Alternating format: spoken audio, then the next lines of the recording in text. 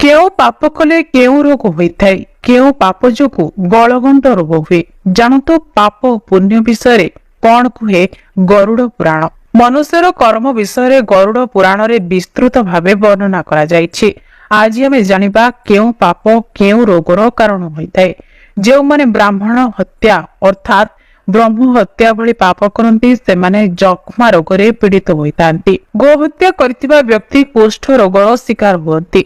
निज पुत्र किंबा कौनसी पुत्रर बापा को मारिथिबा व्यक्ति शरीर सबु अंग छिंडी जाए। निज गुरु पत्नी को हरण करिथिबा व्यक्ति परजन्म रे नपुंसक होई जन्म हुअंती। स्त्री गर्भरे शिशु कन्या थिबा जोगु जो माने भ्रूण हत्या करती से माने परजन्म रे शबर घरे जन्म नियंती एवं सेमानक शरीर रे जादू काछु कुंडिया भली रोग मध्य हुए। जो स्त्री निजे सुस्वादु भोजन करे और स्वामी को भी खाइबा को दिए किंतु सासु ससुर को पखाल भात खाइबा को दिए सेही भली महिला परजन्म रे गलगंड रोगर शिकार होइतांती। अशुद्ध समय रे पिंडदान करथिबा व्यक्ति चित्रकुष्ठ रोग रे शिकार हुअंती। गुरु को निंदा करुथबा व्यक्ति अनेक प्रकार रोग रे पड़िथांती।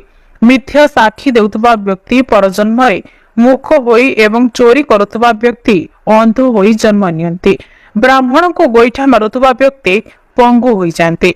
ठाकुर जिनिस चोरी करिथिबा किंबा टंका खाइथिबा व्यक्ति परजन्म रे चुचुंद्रा होई जन्म हुआते। निज स्त्री थाई पर स्त्री सह संपर्क रखुथिबा व्यक्ति को चक्षु रोग हुए। अन्यर उन्नति देखि हिंसा करुथिबा व्यक्ति को बात रोग होइथाय एवं विश्वासघातकता करिथिबा व्यक्ति को नरक प्राप्ति हुए।